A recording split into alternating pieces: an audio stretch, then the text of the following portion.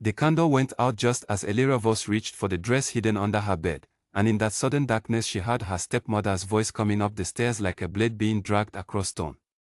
Elira froze with her fingers still touching the fabric. Tonight was the night of the mating ceremony, the night every unmarried woman in the territory had been waiting years for, the night the Alpha King himself would walk among them and choose the woman his wolf recognized as his true match. And Elira had no invitation. She had watched her stepmother burn it 3 days ago, right in front of her, laughing as the paper caught into ash in the fireplace.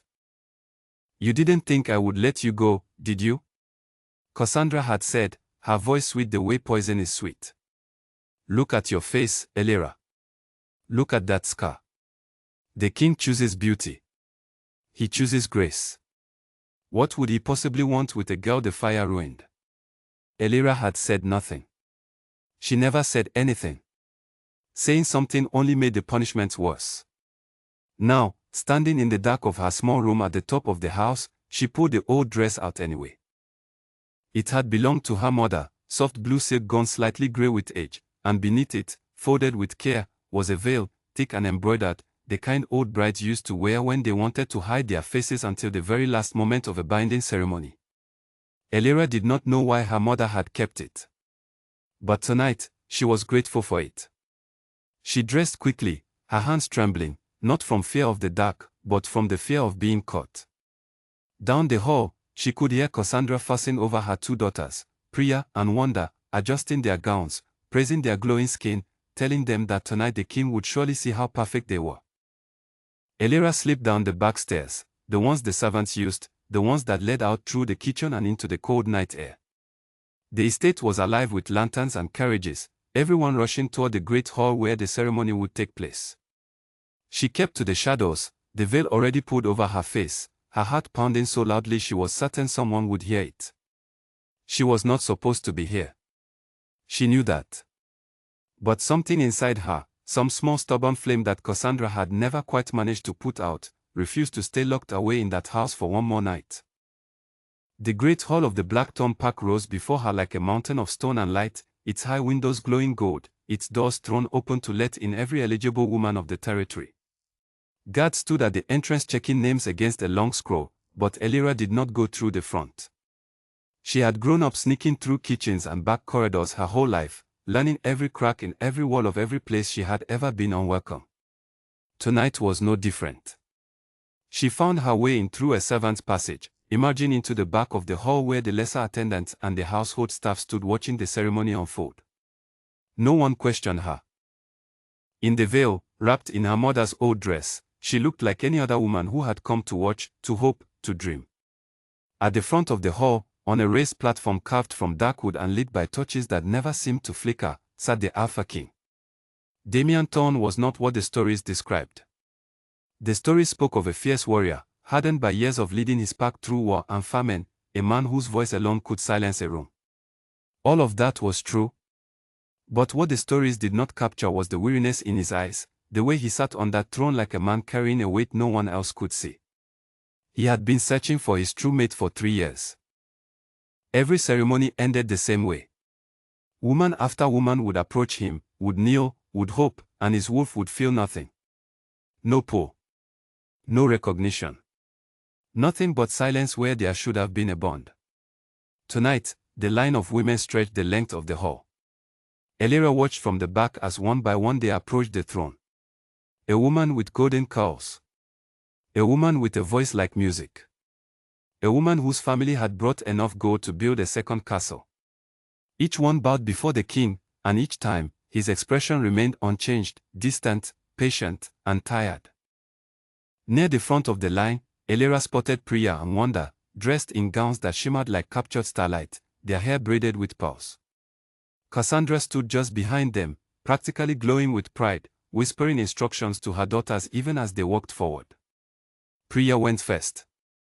She curtsied low, smiled the way Cassandra had taught her, and waited. The king studied her for a long moment. Nothing happened. He shook his head slightly, and she was guided aside, her smile faltering only slightly before she remembered to keep it in place for the watching crowd.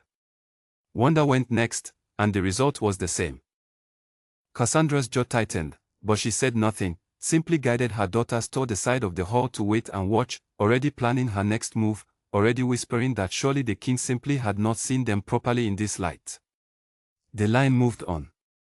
Elira, hidden in the crowd of servants, felt something strange stirring in her chest. It was not jealousy. She had given up wanting things like that a long time ago.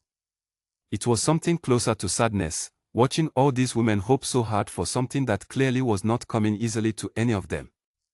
Then, without warning, everything changed. The king's head lifted. His nostrils flared.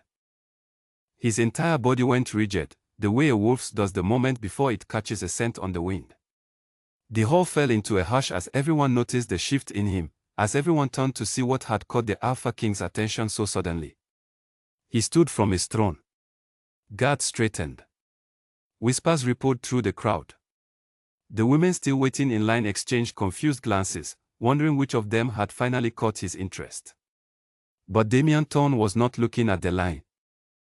He was looking toward the back of the hall, toward the shadows where the servants stood, toward the place where a woman in an old blue dress and a tattered veil stood frozen, uncertain whether to run or stay.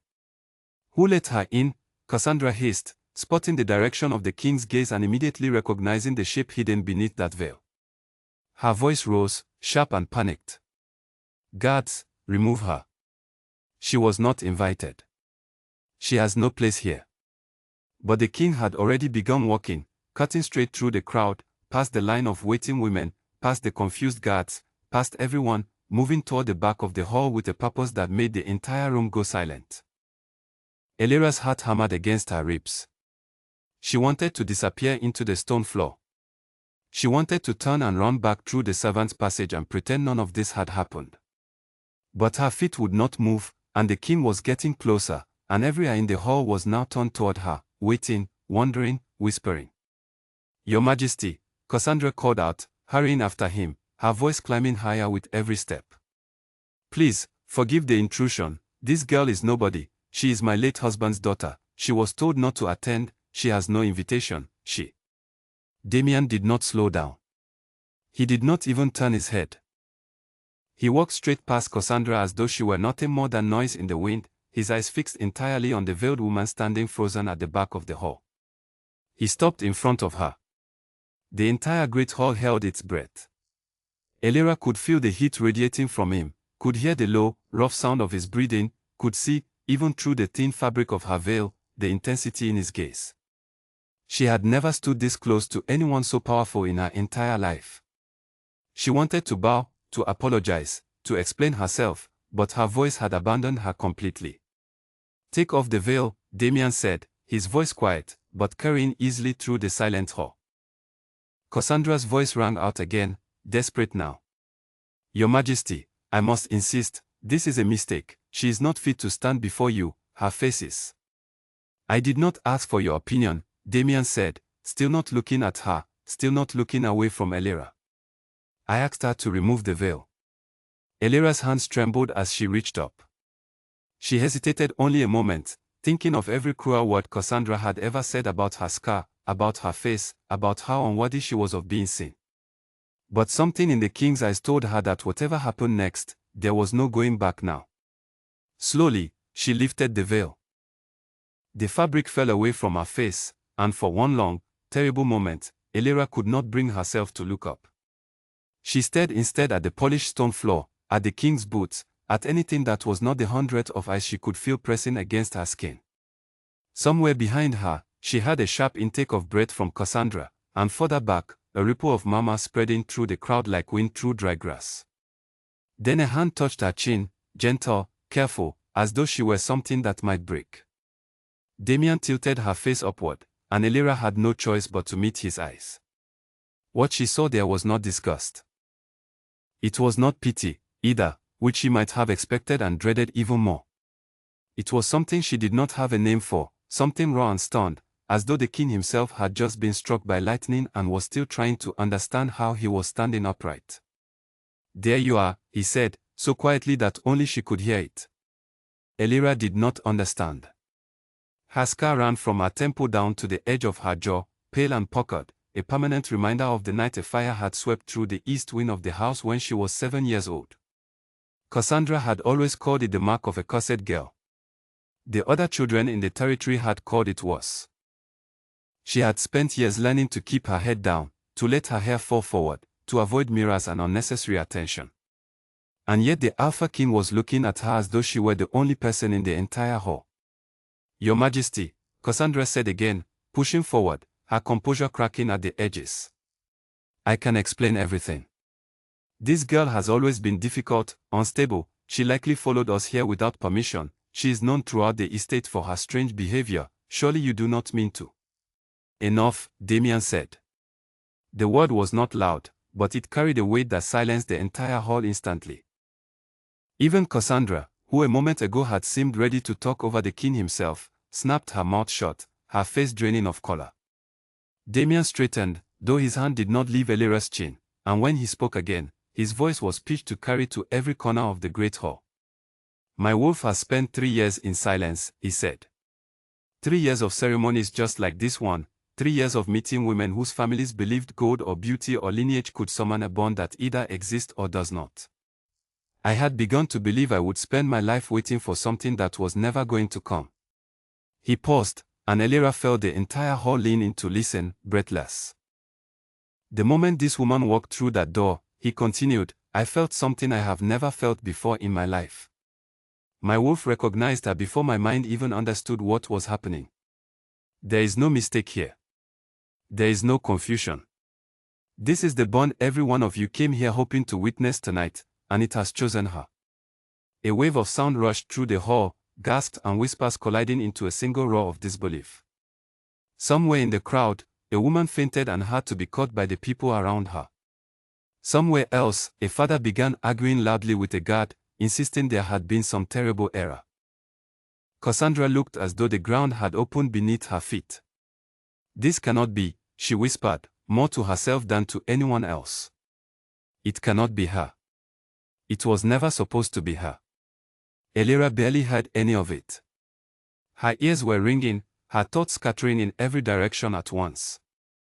Only hours ago she had been hiding in her room in the dark, certain that tonight would end with her sneaking back home unnoticed, grateful simply to have witnessed the ceremony from the shadows.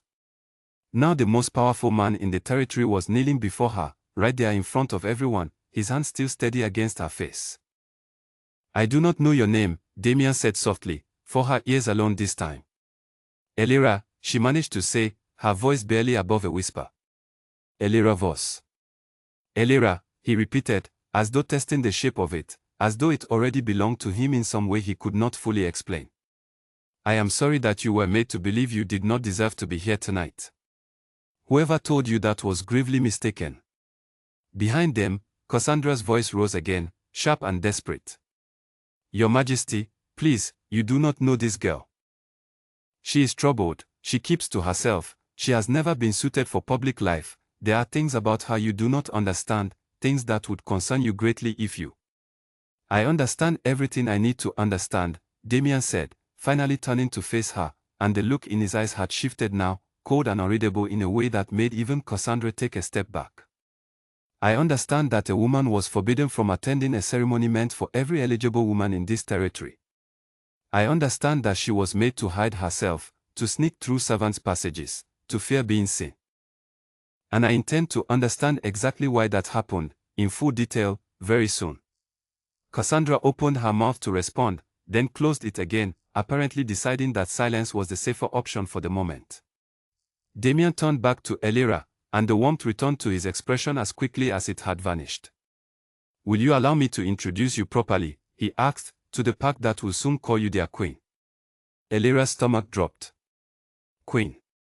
The word felt impossibly large, impossibly distant from the girl who had spent the last 10 years scrubbing floors and mending clothes in a house that saw her as little more than an inconvenience. "I do not know how to be a queen," she admitted, the words slipping out before she could stop them. A faint, unexpected smile crossed Damien's face, the first true smile the hall had seen from him in the entire 3 years of failed ceremonies. "Neither did I know how to be a king when the crown first came to me," he said. "We will learn together, if you will allow it." He offered his hand. Elira looked at it for a long moment, aware of the hundreds of eyes still watching, aware of Cassandra's furious, humiliated glare boring into the side of her face, aware that the moment she took that hand, her entire life would change in ways she could not yet imagine. She thought of every night she had gone to bed hungry because Cassandra decided she did not deserve dinner. Every winter she had worn threadbare clothes while Priya and Wanda wore new gowns. Every time she had been told, in one way or another, that she was less than, that she did not belong, that the best she could hope for was to remain invisible and grateful for whatever scraps of kindness came her way. She placed her hand in his. The moment their palms touched, a warmth spread through her entire body, gentle and steady, like sunlight breaking through clouds after a long winter. She felt it settle somewhere deep inside her chest, a quiet certainty that whatever came next, she was no longer alone in facing it. Damien led her forward, past the stunned crowd, past the line of women who had come hoping to be chosen and now stood watching the king walk hand in hand with a servant girl in an old blue dress. He led her up the steps of the platform, toward the throne, and turned her gently to face the entire hall. "This is Elira Voss," he announced, his voice ringing out across the silent room. "My fated mate. Your future queen." The hall erupted, some in cheers, most in stunned murmuring, a few in open disbelief. Near the back, Priya and Wanda stood frozen, their perfect gowns suddenly feeling foolish and irrelevant. Cassandra stood among them, her face a mask of barely contained fury, already calculating, already scheming, already searching for some way to undo what had just happened in front of the entire pack. But for the first time in her life, Elira did not look toward her stepmother for permission, or approval, or even acknowledgement. She stood at the top of that platform, the king's hand steady around hers, and allowed herself, just for a moment, to believe that everything Cassandra had ever told her about herself had been wrong. The ceremony was far from over. The night had barely begun. But something fundamental had shifted in the great hall of the Blackthorn Park, something that would ripple outward through the entire territory before the sun rose again, and nothing would ever be quite the same. By morning, the news had spread across every corner of Blackthorn territory. The stable hands whispered it while feeding the horses. The bakers whispered it while shaping the morning bread. The guards at the northern gate whispered it to travelers passing through, half in awe and half in disbelief. The Alpha King had found his mate, and she was not a noblewoman, not a warrior's daughter, not anyone the pack had expected. She was a servant girl with a scar on her face, the stepdaughter of a minor household, a woman most people in the territory had never even noticed existed until the moment the king knelt before her. Elira woke that morning in a bedroom larger than the entire upper floor of Cassandra's house. Sunlight poured through tall windows draped in pale gold curtains, and for a moment, lying there in sheets softer than anything she had ever touched, she believed she was still dreaming. Then she heard a soft knock at the door, and a young woman entered carrying a tray of tea and fresh bread, curtsying so low that Elira felt an immediate urge to tell her to stop. "Good morning, my lady," the woman said, setting the tray down carefully. "The king asked me to see that you have everything you need. My name is Fiona. I will be attending to you from now on, if that is agreeable." Elira sat up slowly, still adjusting to the strangeness of being spoken to with such gentle respect. "You do not need to curtsy to me," she said. "I was cleaning floors 2 days ago." Fiona smiled, kind and a little amused. "Word travels fast in the castle, my lady, but so does loyalty. The king chose you. That is enough for most of us."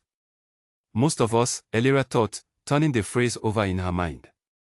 Not all. She was not wrong to notice the distinction. Later that morning, as Damien led her through the long stone corridors of the castle to introduce her to the park's council, she felt the weight of dozens of eyes, some curious, some warm, and some sharp with open suspicion. The council chamber was filled with park elders, warriors, and advisors, many of whom had spent years hoping the king would choose a mate from among the powerful families of the territory, families whose alliances would strengthen the park's position among its neighbors. An older woman with silver hair and a stern face, introduced as Beatrice, the head of the council, studied Elira for a long moment before speaking. "Forgive my directness, Your Majesty," she said to Damien, though her eyes remained on Elira, "but the pack has weathered difficult years. Alliances matter. Strength matters. A queen chosen by instinct alone, without lineage, without training in leadership, carries risks the council must consider carefully. The bond does not ask the council's permission, Damien said evenly, though Elira could hear the edge beneath his calm tone. It chose her. That is not something any of us has the power to question or undo. I understand the nature of the bond, Beatrice said.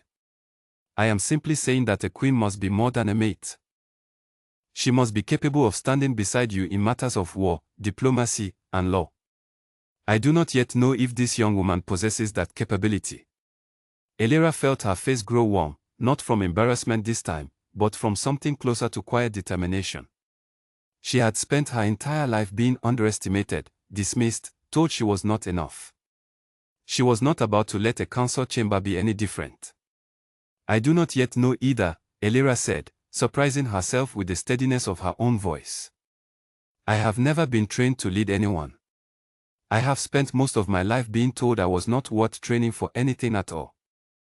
But I am willing to learn, and I would rather earn my place here through effort than have it handed to me through a title I did not ask for. If that is not enough for the council, then perhaps the council should judge me on what I do, rather than where I came from. A long silence followed.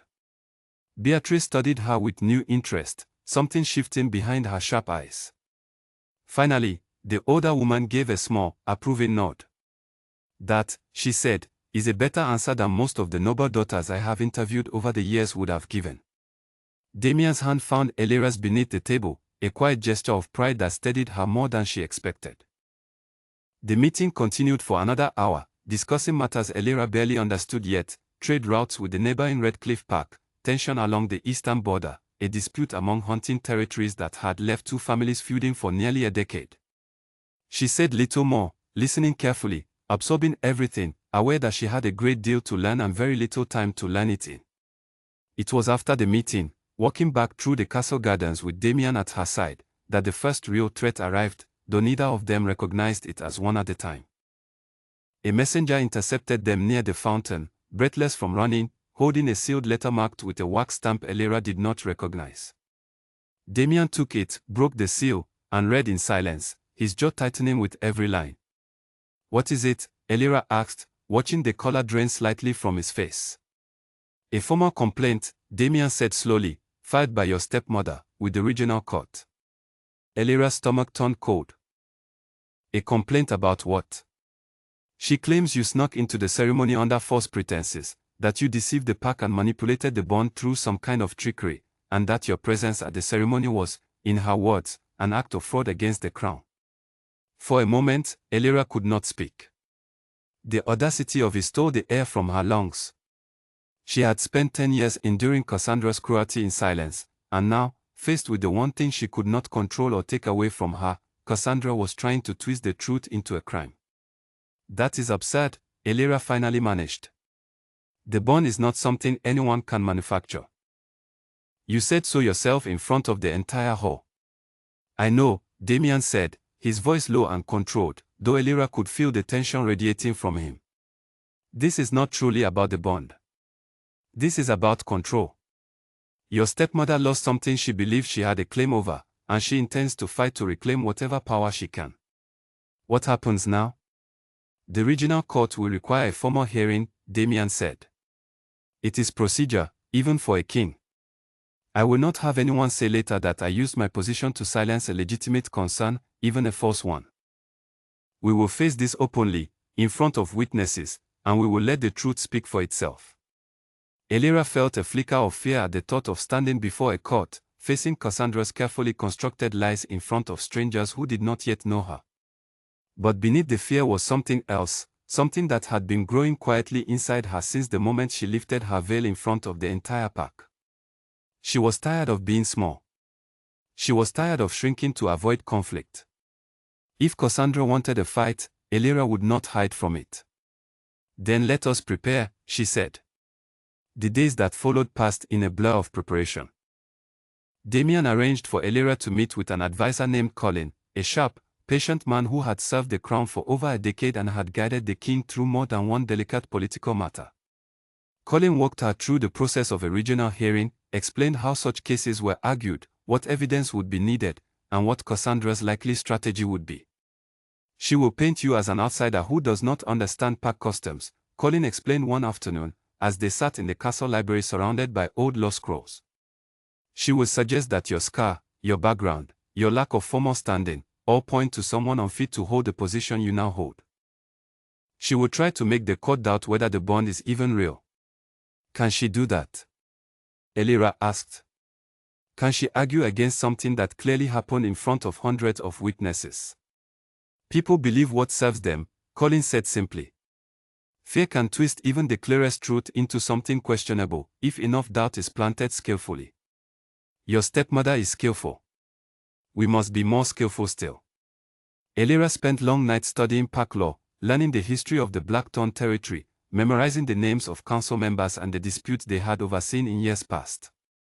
She barely slept, driven by a determination that surprised even her. She was not simply fighting to protect her new position.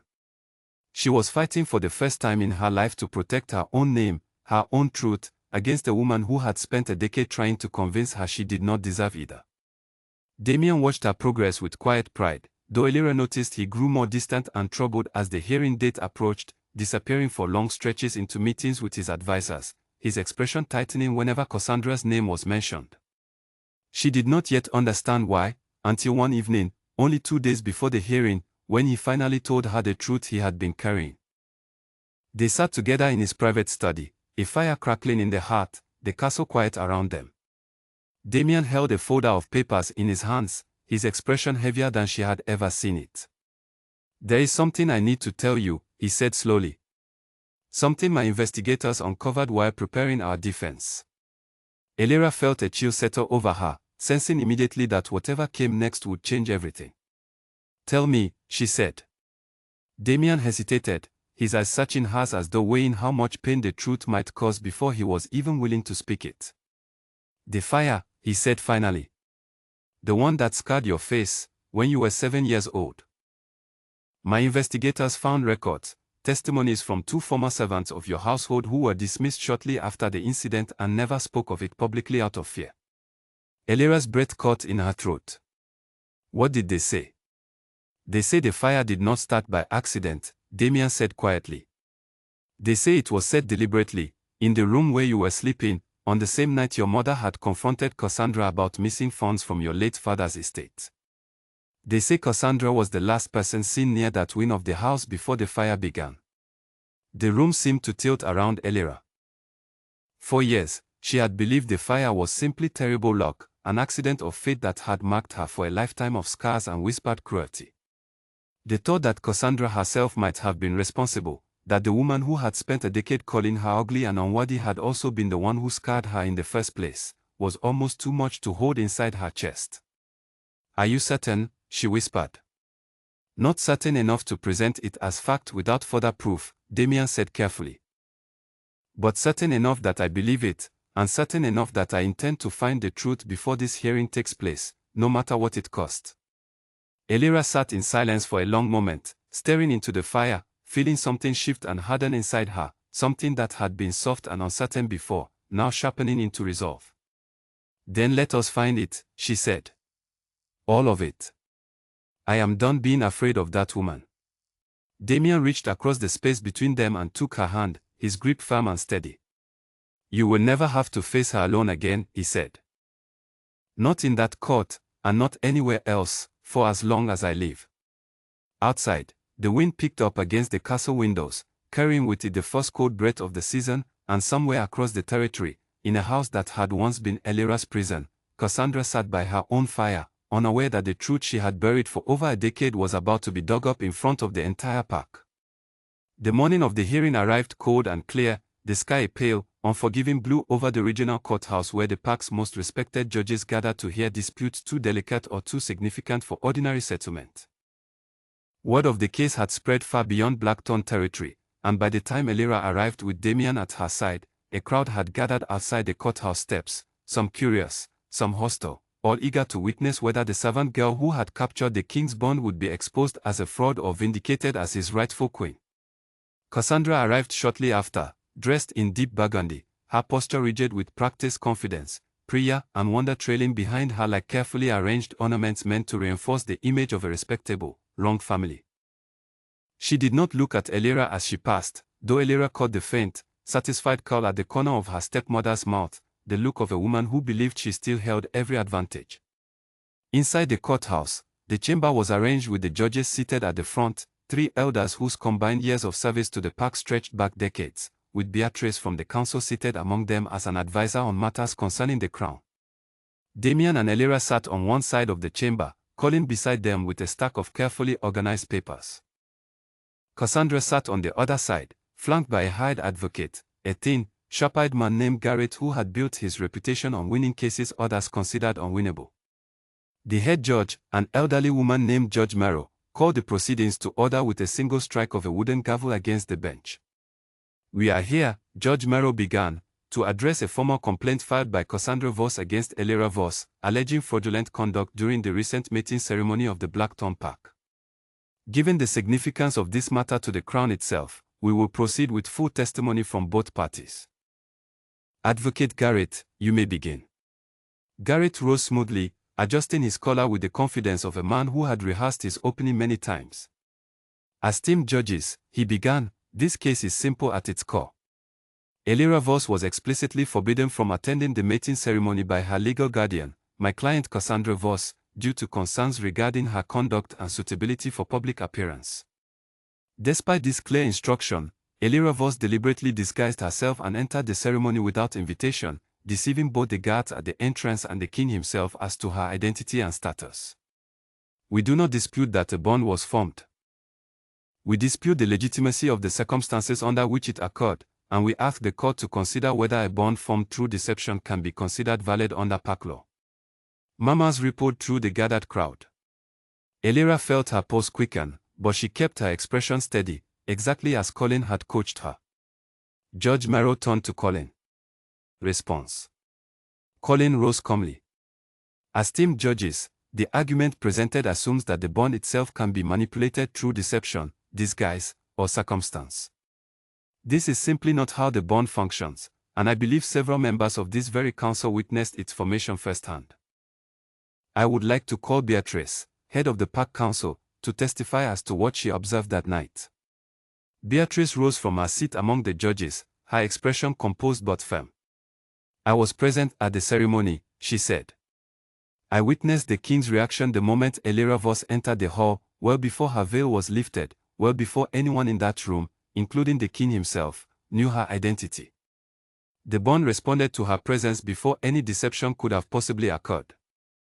This is consistent with everything I have witnessed in prior bonding ceremonies throughout my many years of service to this council." Garrett attempted to press further, questioning whether the reaction could have been coincidental, whether the king might have simply been reacting to some other disturbance in the hall. But Beatrice held firm, describing in precise detail the king's physical response, his sudden rise from the throne, the unmistakable shift in his demeanor, all occurring before Elira had been formally identified or unveiled. The morning stretched into early afternoon as testimony continued, guards from the ceremony describing what they had witnessed, servants confirming that Elira had indeed entered through a side passage but had done so quietly, without disturbing the ceremony or deceiving anyone beyond simply avoiding detection.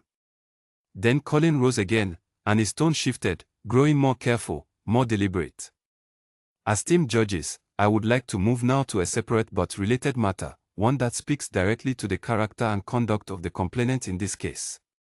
Cassandra's composure flickered, just slightly, a tightening around her eyes that Elira alone seemed to notice. "Proceed," Judge Merrow said.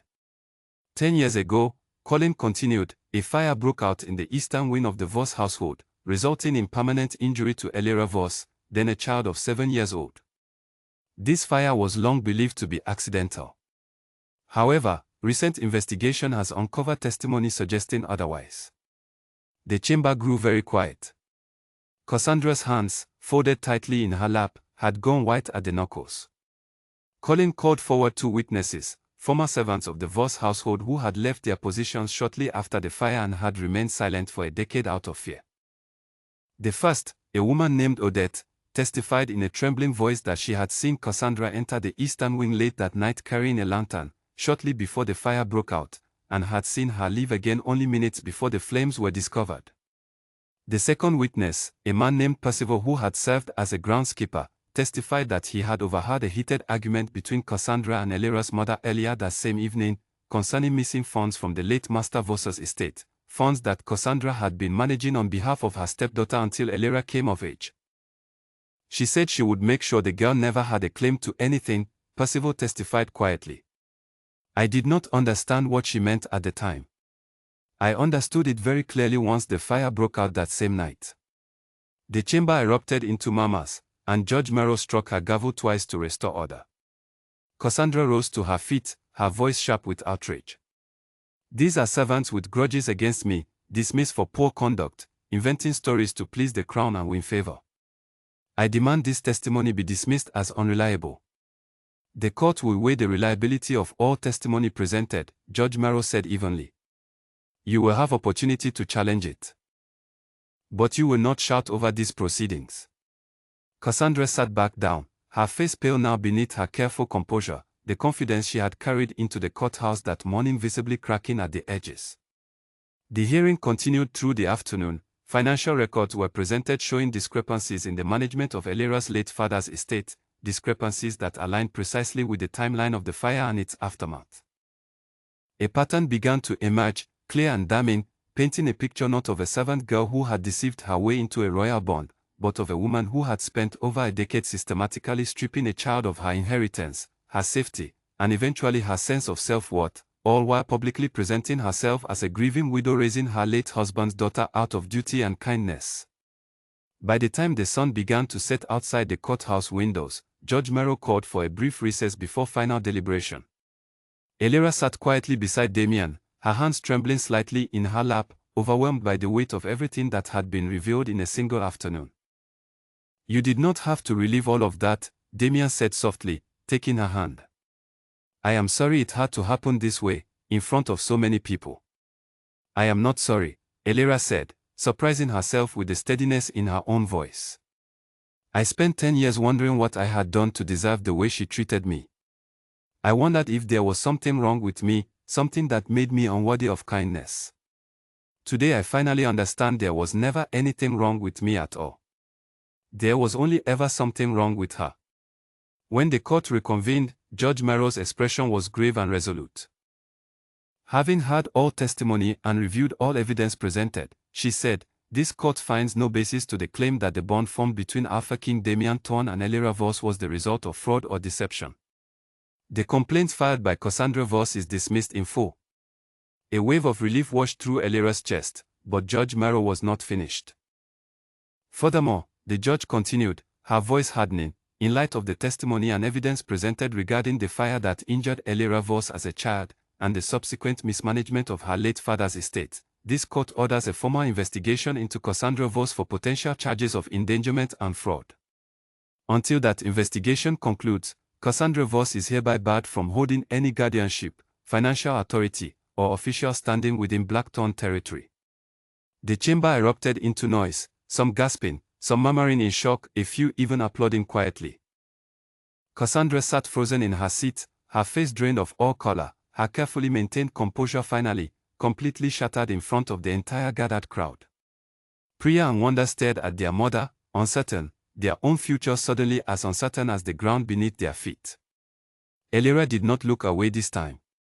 She let herself watch, let herself witness the moment the woman who had spent a decade convincing her she was worthless finally understood that the truth could not be burned away, buried, or silenced forever.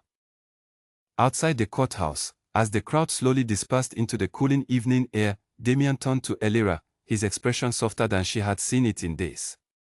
It is over, he said quietly.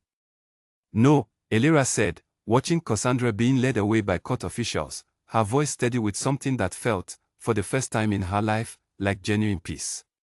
It is only just beginning.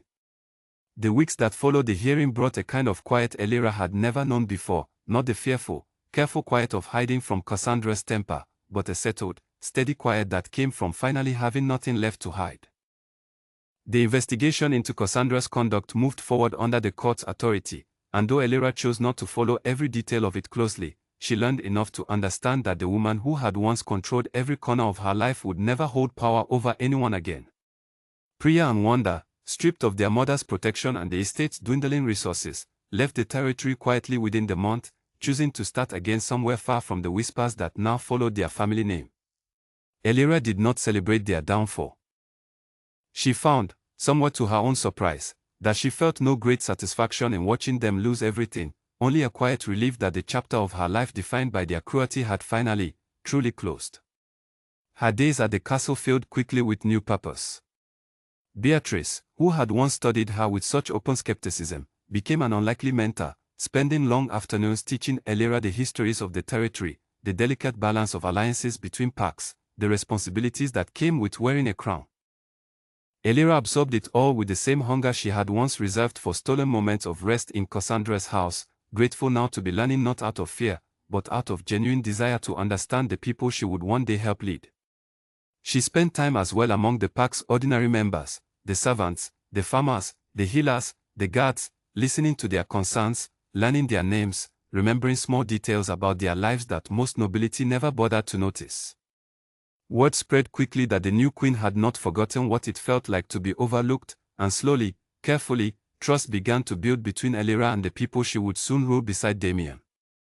Colin, the sharp advisor who had guided her through the hearing, became something closer to a friend, often finding her in the library late at night still poring over old law scrolls long after her lessons for the day had ended.